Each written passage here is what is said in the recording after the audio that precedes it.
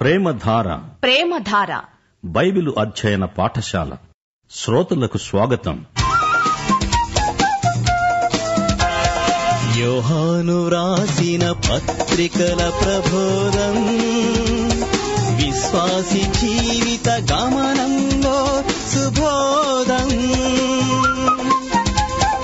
యోహాను రాసిన పత్రికల ప్రబోధం, విశ్వాసి జీవిత గమనంలో శుభోదం. యోహాను రాసిన పత్రికల ప్రబోధం, శుభోదం. సోదరీ సోదరులారా, మన పాఠం 1 యోహాను పత్రిక 4వ అధ్యాయం 7 నుండి 10వ వచనం వరకు. సావధానంగా వినండి. ప్రియులారా, మనము ఒకరినొకరము ప్రేమించుకుందాము. ఏలయనగా ప్రేమ దేవుని మూలముగా కలుగుతున్నది. ప్రేమించే ప్రతివాడు దేవుని మూలముగా పుట్టినవాడై దేవుణ్ణి ఎరుగును. దేవుడు ప్రేమ స్వరూపి. ప్రేమలేనివాడు దేవుణ్ణి ఎరుగడు. మనము ఆయన ద్వారా జీవించున్నట్లు దేవుడు తన అద్వితీయ కుమారుణ్ణి లోకములోనికి పంపాడు. దీనివలన దేవుడు మన యందుంచిన ప్రేమ ప్రత్యక్షపరచబడింది. మనము దేవుణ్ణి ప్రేమించామని కాదు, తానే మనలను ప్రేమించి మన పాపములకు ప్రాయశ్చిత్తమై ఉండటానికి తన కుమారుణ్ణి పంపాడు. ఇందులో ప్రేమ ఉంది. ప్రేమ విశ్వాసుల జీవన విధానం. ప్రేమించండి అనేది దేవుని ఆజ్ఞ. దేవుడే ప్రేమ. దేవుని బిడ్డలు ఒకరిని ఒకరు ప్రేమించుకుంటారు. ఇందులో బలవంతమేమీ లేదు, స్వచ్ఛందం. దేవుని బిడ్డలు అనగా తిరిగి జన్మించిన వారు తమ తండ్రిని ఎరుగుదురు. కనుక వారికి తండ్రి నుండి ప్రేమ స్వభావం సంక్రమించింది. ప్రేమకు ఉత్పత్తి స్థానం దేవుడే. అబద్ధ బోధకులు, సైతాను కుటుంబీకులు, వారు దేవుని పిల్లలు కారు. తప్పిపోయిన కుమారులు కుమార్తెలు ఎందరో వాక్యం విని దేవుని వద్దకు వస్తారు గాని ఈ అబద్ధ బోధకులు తప్పిపోయారు గాని కుమారులు కారు. గనుక వారి కోసం ప్రార్థించటం కూడా అనవసరమే. విశ్వాసులు ఒకరిని ఒకరు ప్రేమించుకోవాలి. ఇక్కడ ప్రస్తావించబడిన ప్రేమ అగాపే.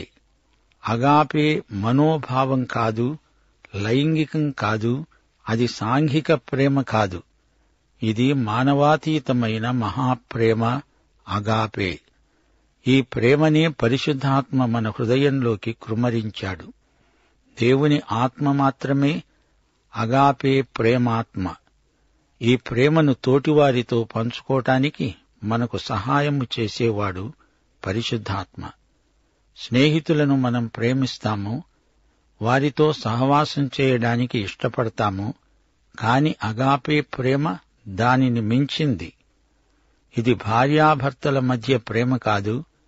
విశ్వాసులను క్రీస్తునందు మన సోదరీ సోదరులను మిక్కుటముగా ప్రేమించాలి. అది యేసు ప్రేమ, అగాపే ప్రేమ. ఇలా ప్రేమించేవారు దేవుని మూలముగా పుట్టినవారు. వీరు వ్యక్తిగతంగా దేవుణ్ణి ఎరిగినవారు. విశ్వాసులందరిలో పరిశుద్ధాత్మ ప్రేమ ఉంది. వీరు ఆత్మజన్ములు గనుకనే వీరు ఒకరినొకరు ప్రేమించుకుంటారు. ప్రేమ లేనివాడు దేవుని ఎరుగనివాడే. దేవుడే ప్రేమ. ప్రేమ ఎలా ఉంటుంది అని అడుగుతారా? ప్రేమ యేసులాగే ఉంటుంది. నీవు నీ సహోదరులను క్రీస్తునందు ప్రేమించగలవా? అయితే నీవు దేవుని బిడ్డవు అని అదే రుజువు. విశ్వాసులలో కొందరిని కాదు, అందరినీ ప్రేమించి నీవు దేవుని బిడ్డవని రుజువుపరుచుకో. యోహాను అంటున్నాడు, దేవుడు వెలుగు, దేవుడు ప్రేమ, దేవుడు జీవం. వెలుగు, ప్రేమ, జీవం ఈ మూడు దేవుడే. దేవుడే ఇవన్నీ. దేవుడు జీవమై ఉన్నాడని 5వ అధ్యాయమంతా బోధిస్తోంది. ఈ పత్రిక 3 భాగాలు: వెలుగు, ప్రేమ, జీవం. దేవుడు ప్రేమ అయి ఉన్నాడనేదే ఈ పాఠమంతటి సారాంశం. ప్రేమ అయి ఉన్న దేవుడే లేఖనములలోని యేసుక్రీస్తు. దేవుడు ప్రేమ అనే పరమసత్యం యేసుక్రీస్తునందే బయలుపరచబడింది. ఈ ప్రేమ సృష్టిలో కనిపిస్తుందా? ప్రకృతి సౌందర్యంలో అగుపిస్తుందా? కాదు. కల్వరిపై యేసు శిలువపై వేలాడుతున్నాడు. అదిగో అక్కడ దేవుని అగాపే ప్రేమను మనం చూడగలం. మనము ఆయన ద్వారా జీవించున్నట్లు దేవుడు తన అద్వితీయ కుమారుణ్ణి లోకములోనికి పంపాడు. దీనివలన దేవుడు మన యందుంచిన ప్రేమ ప్రత్యక్షపరచబడింది. దేవుడు తన ప్రేమ ఎట్టిదో నిరూపించాడు. మన కోసం తన ప్రాణం పెట్టాడు. రోమాపత్రిక 5వ అధ్యాయం 7వ వచనంలో పౌలు దేవుని ప్రేమను వివరిస్తూ అన్నాడు, నీతిమంతుని కొరకు సైతము ఒకడు చనిపోవడం అరుదు. మంచివాని కొరకు ఎవడైనా ఒకవేళ చనిపోవ తెగించవచ్చు గాని దేవుని ప్రేమ లోకమంతటి కోసం బయలుపరచబడి ఉంది. ఆయన తన కుమారుణ్ణి శిలువ వేతకు అప్పగించాడు. మనం మంచివారమని ఆయన మన కోసం ప్రాణం పెట్టాడా? కాదు. రోమాపత్రిక 5వ అధ్యాయం 8వ వచనం, దేవుడు మన ఎడల తన ప్రేమను వెల్లడిపరుస్తున్నాడు. ఎట్లనగా, మనమింకనూ పాపులమై ఉండగానే క్రీస్తు మన కొరకు చనిపోయాడు. ఈ ప్రేమ క్రీస్తునందే ఉన్నది. ఇలాంటి ప్రేమ ఏ మానవుని యందు ఉండదు. ప్రేమించబడే అర్హత మనకేముంది? అయినా ఆయన మనలను ప్రేమించాడు. యేసు దేవుని యొక్క అద్వితీయ కుమారుడు. ఆయన సృష్టికర్త. దేవుడు దూతలను తన కుమారులు అన్నాడు. క్రీస్తునందు విశ్వసించిన మనలను దేవుని కుమారులు కుమార్తెలు అన్నాడు. గాని యేసుక్రీస్తును మాత్రం అద్వితీయ కుమారుడు, జనితైక కుమారుడు అన్నాడు. ఇస్సాకును గురించి హెబ్రీ పత్రిక 11వ అధ్యాయం 7వ వచనం ఏమంటోంది? అబ్రాహాము శోధించబడి విశ్వాసమును బట్టి ఇస్సాకును బలిగా అర్పించాడు. అప్పటికి అబ్రాహాముకు ఇష్మాయేలు అనే కొడుకు ఉన్నాడు. అబ్రహాముకు ఇంకా కుమారులున్నారు. అబ్రాహాముకు ఇస్సాకు కొడుకే, ఇష్మాయేలు కొడుకే. ఇష్మాయేలుకు తండ్రి పోలికలు ఇస్సాకు కంటే ఎక్కువగానే ఉన్నాయి. అయితే ఇస్సాకును మాత్రమే దేవుడు అబ్రహాము యొక్క ఏక కుమారుడు అన్నాడు. ఇస్సాకు పుట్టుక అపురూపమైనది. అంతమంది కొడుకులున్నా ఇస్సాకును మాత్రమే ఏక కుమారుడు అన్నాడు. ఇస్సాకు వాగ్దాన పుత్రుడు. అతని పుట్టుక ఆశ్చర్యకరం. త్రిత్వములో యేసు ప్రభువు యొక్క ఉన్నత స్థితిని గుర్తించండి. యేసుక్రీస్తు నిత్య తండ్రి యొక్క నిత్య కుమారుడు. మానవుల మధ్య తండ్రి కుమార సంబంధాలు ఇలాంటివి కాదు. దేవుడు మానవ తండ్రి లాంటివాడు కాడు. దేవుడు ఆత్మ. యేసు దేవుని అద్వితీయ కుమారుడు, ఏకైక కుమారుడు, నిత్య కుమారుడు. తండ్రితో నిత్యత్వంలో ఉన్నాడు. మానవులందరినీ సృజించినవాడు దేవుడు గనుక సాధారణ అర్థంలో దేవుడు తండ్రి, కాని విశేషార్థంలో యేసు దేవుని అద్వితీయ కుమారుడు. ఆ మాటకొస్తే ఆదాము దేవుని కుమారుడే, దేవదూతలు కుమారులే. కాని యేసు అద్వితీయ నిత్య కుమారుడు. నూతన జన్మ ద్వారా విశ్వాసులందరూ దేవుని కుమారులు, కుమార్తెలు. గాని యేసుక్రీస్తు మాత్రమే అద్వితీయ కుమారుడు. యేసు మరణమును బట్టి మనము జీవించగలుగుతున్నాము. ఆయన చనిపోయి మనలను బ్రతికించాడు. యేసు శిలువ మరణం మనకు జీవప్రదం. ఆయనే మనలను ప్రేమించి మన పాపములకు ప్రాయశ్చిత్తమై ఉండడానికి తన కుమారుణ్ణి పంపాడు. ఇందులో ప్రేమ ఉన్నది.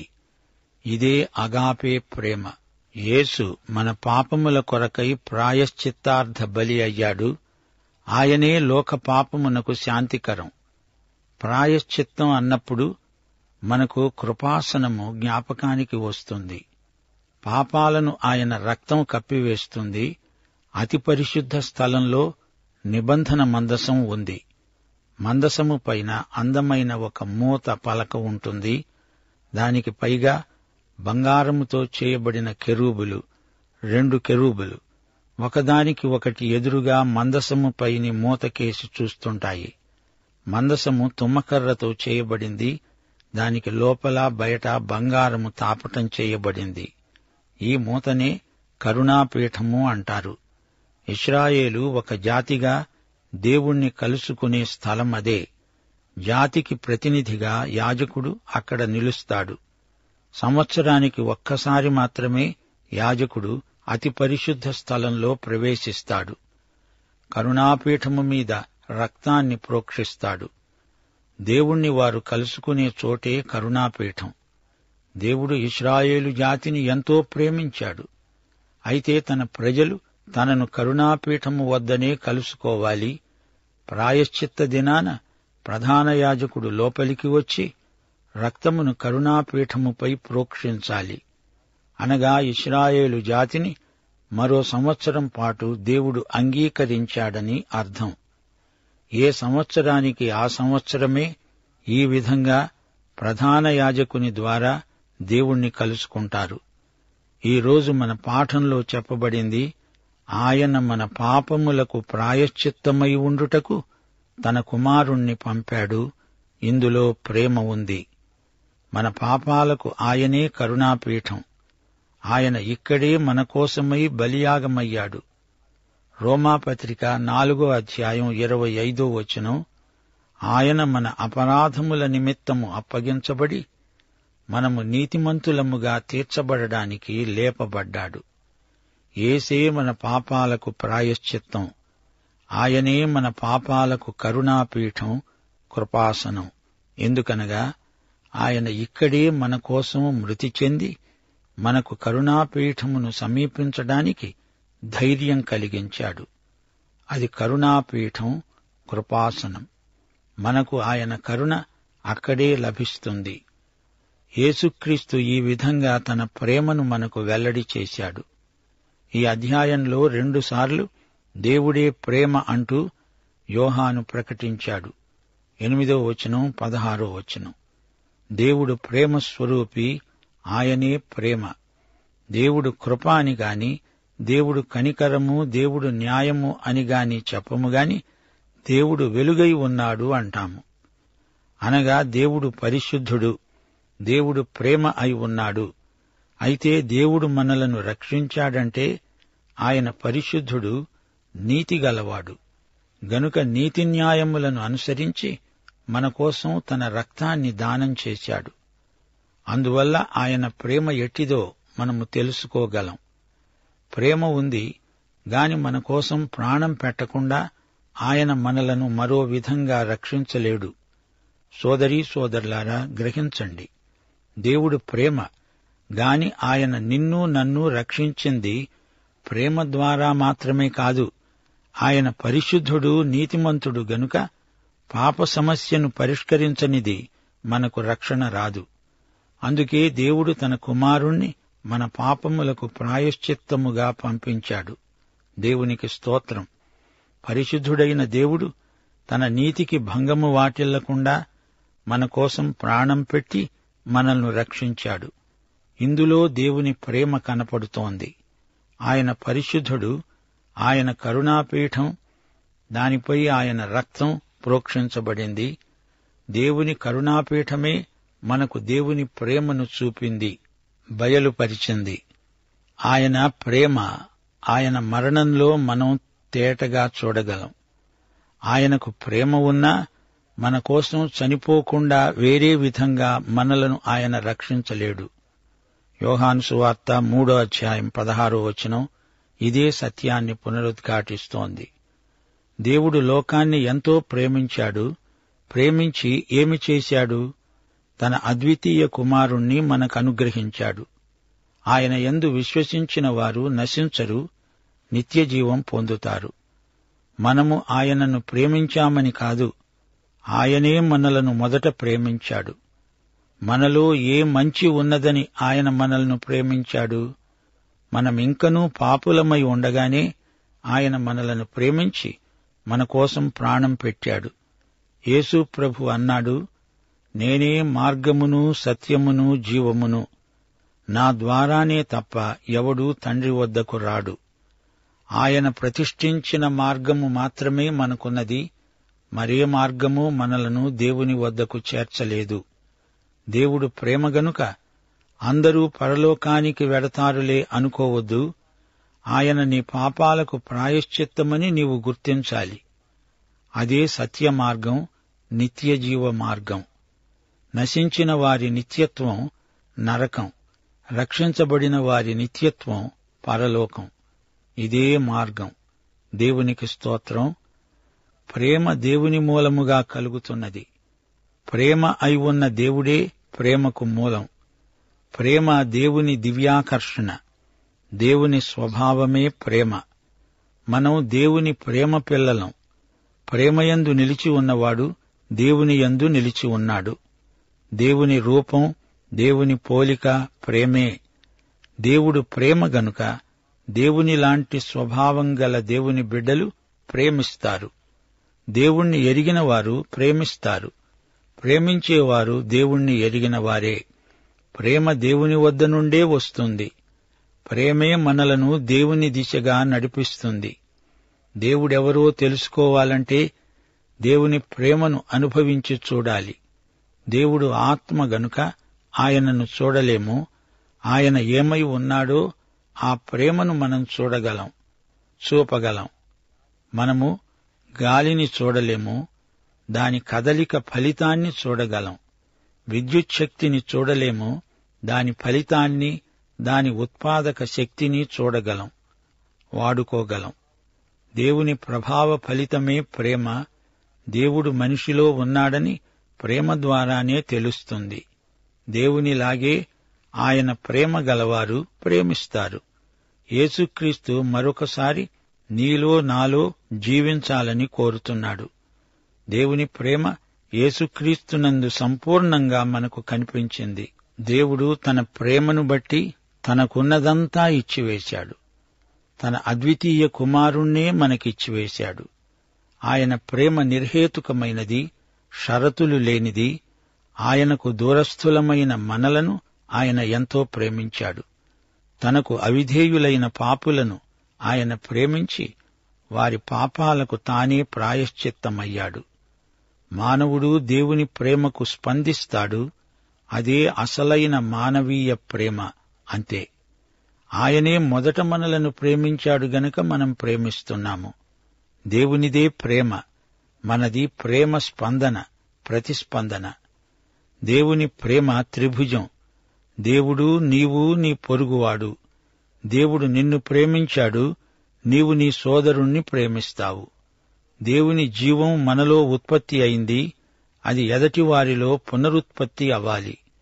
తండ్రి, కుమార, పరిశుద్ధాత్మ అను త్రియేక దేవుని ప్రేమ, కృపా, సమాధానములు మనకందరికీ సదాకాలము తోడై ఉండునుగాక. ఆమేన్.